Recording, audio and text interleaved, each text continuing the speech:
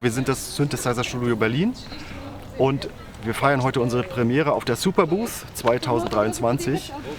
Wir haben eine Menge Vintage-Synthesizer in unserem Studio und die könnt ihr spielen, bedienen, programmieren und aufnehmen und Samplesets davon mit nach Hause nehmen. Also Vintage Synthesizers ready to record.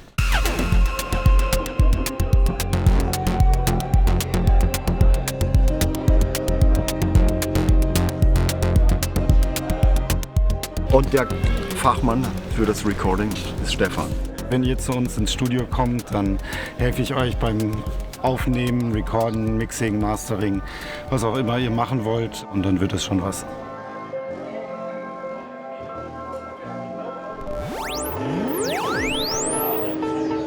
Wir haben einige unserer besonders behüteten und schwer geschätzten Schätzchen mitgebracht.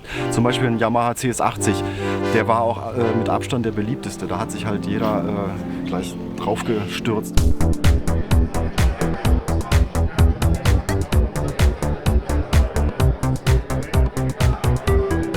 Wir waren selber sehr überrascht, wie gut die Resonanz war. Die Leute sind zu uns gekommen und waren teilweise ehrfürchtig, sind an die Instrumente gegangen, besonders an diesen CS80, und waren beseelt und froh, zum ersten Mal in ihrem Leben oft das Instrument mal live unter ihren Fingern gehabt zu haben. Schon ganz toll. Und wir schreiben uns ja so ein bisschen auf die Fahnen, dass wir wie bei einer Ostafrika-Safari, wir haben die Big Five, also diese Big Five der polyphonen Synthesizer aus der goldenen Ära der Analogsynthese. Wie gesagt, ein Yamaha CS80, ein Roland Jupiter 8, ein Prophet 5, also ein Original aus der Zeit, ein Oberheim OBX und ein Memory Moog. Den kennt, glaube ich, jeder, ein Synthesizer von Moog. Und dann noch unser Highlight auf der Monophon-Seite, ein Modularsystem von Roland, das System 700. Also ein Lab und eine Tastatur. Wir sind ja beides Musiker, ich ein bisschen älteres Semester, und ich habe tatsächlich noch erlebt in den späten 70ern, Anfang der 80er, wie die Teile, diese berühmten analogen Synthesizer, auf den Markt kamen.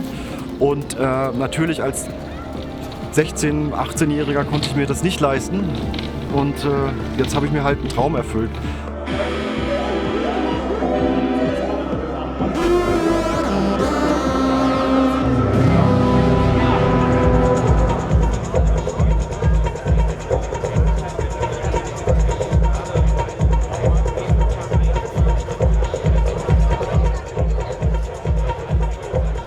Die Superbooth ist eine Synthesizer-Messe für Nerds, kann man so sagen, die sich eben an Klangsynthese begeistern. Und hier gibt es von Keyboards bis Modular-Synthesizern und Effektgeräten alles dazwischen. Man kann hier die anderen Kollegen, die auch Synthesizer herstellen, treffen, und man trifft da wirklich die Entwickler persönlich. Und deswegen ist es eigentlich auch immer wie ein Klassentreffen unter der ganzen Community.